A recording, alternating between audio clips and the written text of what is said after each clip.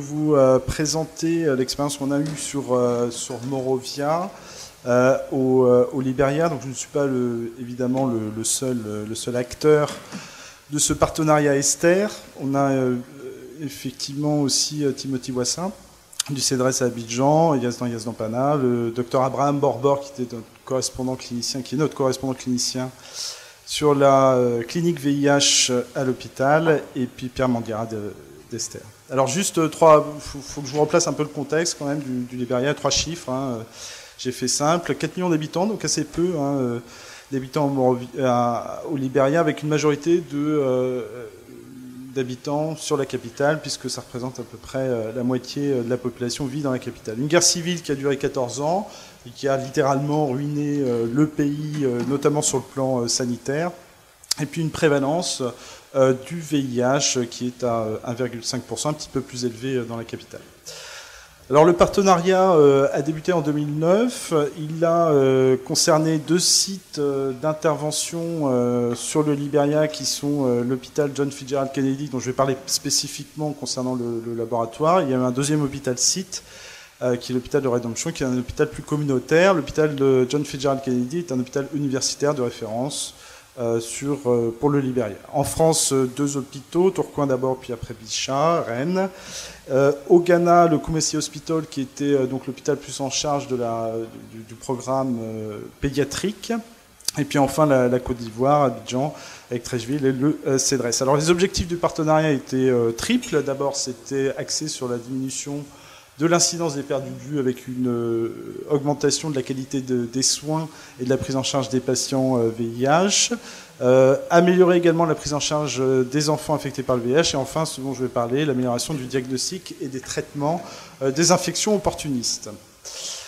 Pour replacer encore une diapo de contexte, le centre de traitement ambulatoire de l'hôpital concerné pour l'intervention suit une file active d'à peu près 2000 patients, ouvert 2 jours par semaine, puis ils ont ouvert à 3 plus récemment, donc ça donne à peu près 40 à 80 patients par jour, donc des journées assez bien remplies, de consultants, 2 infirmières, et une aide de membres d'une association de patients vivant avec le VIH, dispensation des antirétroviraux et des prélèvements biologiques réalisés sur un laboratoire qui était attenant à la clinique VIH, où on pouvait réaliser un certain nombre d'examens, que je vais détailler après, la prise en charge étant gratuite pour l'infection par le VIH. Alors la justification de l'intervention sur les infections opportunistes, elle ressortait d'une cohorte qui a été réalisée par le programme national libérien en 2011. On connaissait déjà les chiffres l'année qui précédait, avec, sans originalité, des arrivées tardives des patients dans les programmes,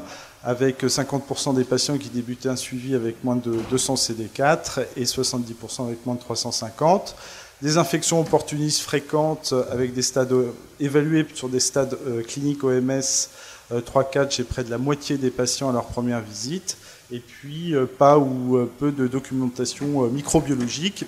On retrouve des chiffres élevés de candidose orale de diagnostic clinique et de tuberculose pulmonaire chez à peu près 20% des patients qui intégraient le programme, qui là encore faisaient l'objet d'un prélèvement techniqué par un laboratoire de lutte contre la tuberculose, donc différent du laboratoire hospitalier. La prise en charge des patients est exclusivement réalisée par algorithme syndromique et donc la prescription thérapeutique hors ARV, bien sûr, sur toutes les pathologies infectieuses, se faisait par approche algorithme syndromique.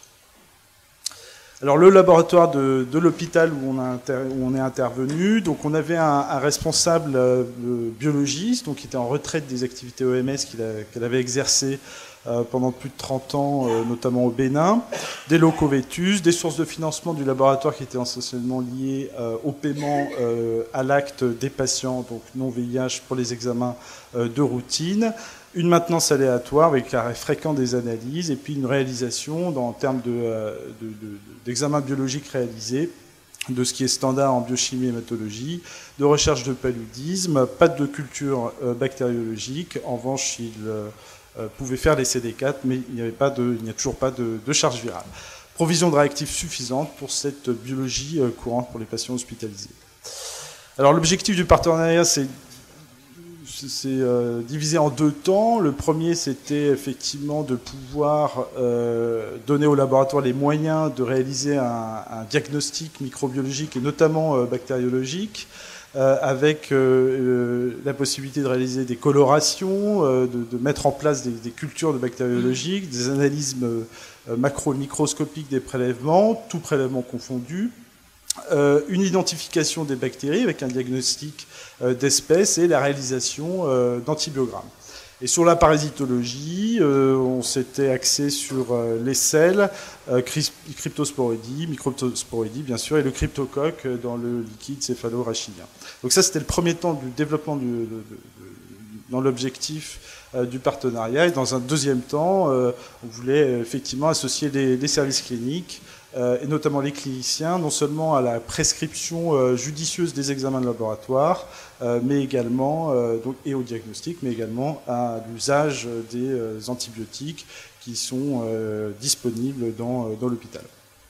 Alors les actions qui ont été réalisées dans ce partenariat ont été pilotées par le laboratoire CEDRES à Abidjan et notamment par le docteur Ouassa, qui a donc fait plusieurs missions de compagnonnage auprès d'une technicienne de laboratoire de l'hôpital de Monrovia, et qui a permis de prendre connaissance du contexte et de voir quelles pouvaient être les pistes d'amélioration dans l'usage du laboratoire, avec ce qui s'est couplé avec un stage de 3 semaines de cette laborantine au laboratoire du CEDRES, une définition d'un plan de rénovation du laboratoire et des achats de réactifs et de consommables de microbiologie sur des techniques simples qui ont été donc apprises par cette technicienne de laboratoire.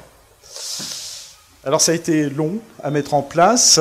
Le stage de formation a eu lieu en juillet 2011. Les commandes de réactifs ont débuté en août 2011 pour finalement avoir une mise à disposition des réactifs pour commencer à travailler en fin d'année 2011. Une mise aux normes finalement à minima d'une pièce de laboratoire a été réalisée dans le même temps par l'administration hospitalière pour la réalisation des cultures bactériologiques dans un environnement à peu près propre. La mise en place donc, de cultures bactériologiques a débuté en avril 2012 avec finalement en un mois très peu d'échantillons reçus de l'hôpital. 7 échantillons, liquide céphalorachidien, liquide pleural et une ponction d'acide. Actuellement, quasiment plus d'examens réalisés. La technicienne qui a été formée a été mise à disposition pour un autre programme, pour d'autres activités, donc elle est beaucoup moins disponible pour la réalisation de cultures.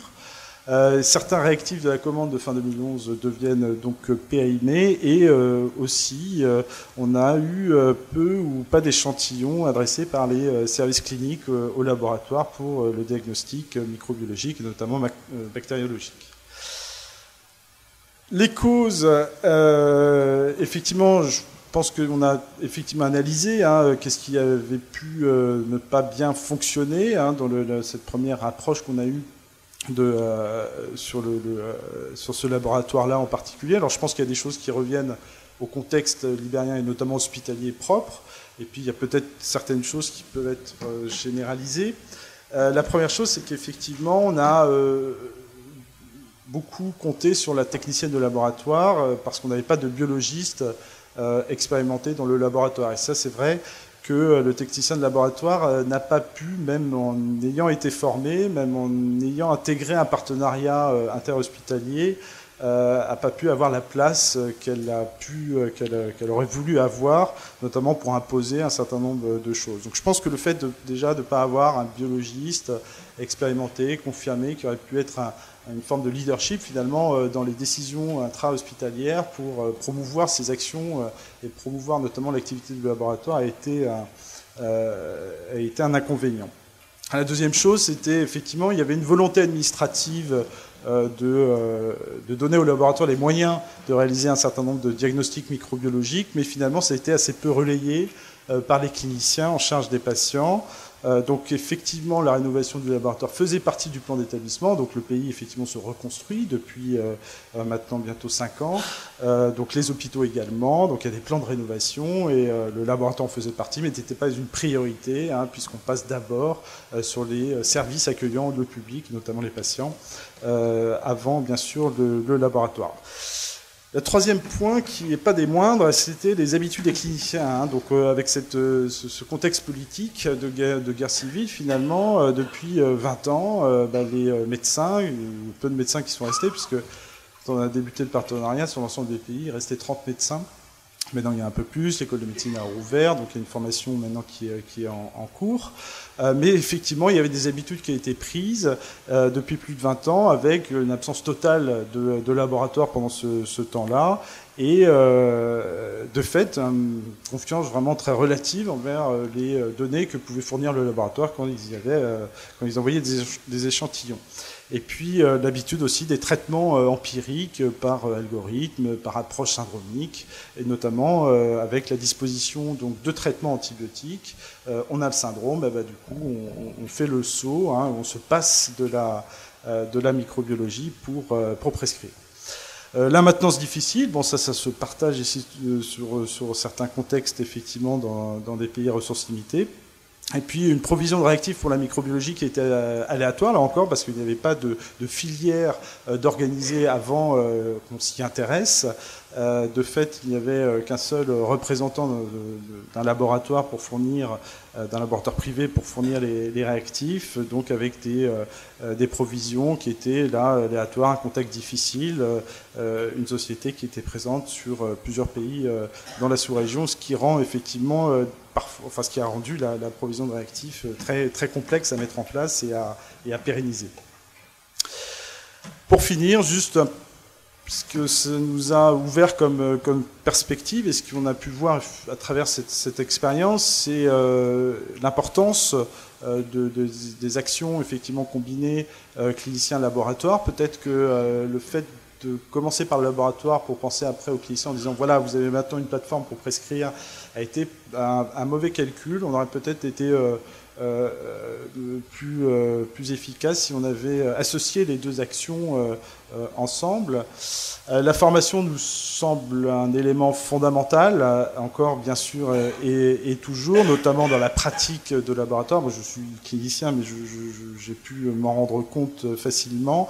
Rien ne peut remplacer l'expérience de la pratique. Et de fait, d'avoir un biologiste aussi confirmé dans le partenariat aurait peut-être un peu plus pesé dans les décisions, notamment à l'intérieur de l'hôpital, sur les priorités à mettre en place. L'intérêt majeur de la coopération Sud-Sud, ça c'est, je crois, très important. Ça a été une des nouveautés de ce partenariat-là au Libéria, et ça a été majeur puisque ça a vraiment permis à cette technicienne de laboratoire et au laboratoire d'approcher ce qui peut être fait dans ce contexte de ressources limitées par des laboratoires qui sont confirmés, notamment les laboratoires qu'on peut trouver à Abidjan, et ce transfert de compétences paraissait et paraît toujours tout à fait pertinent et intéressant. Et enfin, on était un peu, nous, borgne sur un côté.